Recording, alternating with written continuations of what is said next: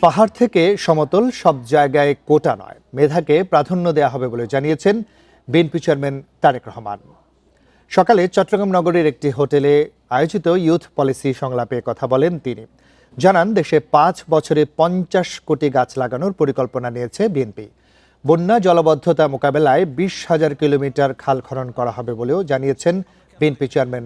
নির্বাচনকে সামনে রেখে কর্মসূচির অংশ হিসেবে এই সংলাপের আয়োজন করে দলটি। কলেজ বিশ্ববিদ্যালয়ের প্রায় 300 শিক্ষার্থী এতে অংশ নেন।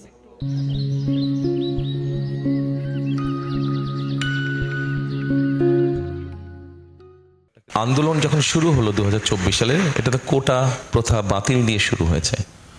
আমরা বলেছি 2014 সালে আমি বলেছিলাম যে কিছু ডিজেবল বা অন্য ভিন্ন ধরনের মানুষ আছে, তাদের জন্য বিভিন্ন পর্যায়ে কিছু 5% মতন কোটা রেখে বাকি সব ক্ষেত্রেই আমি ব্যক্তিগতভাবে মনে করি যে মেধার ভিত্তিতে হওয়া উচিত। সেটা সমতলই হোক, সেটা পাহাড়ি হোক।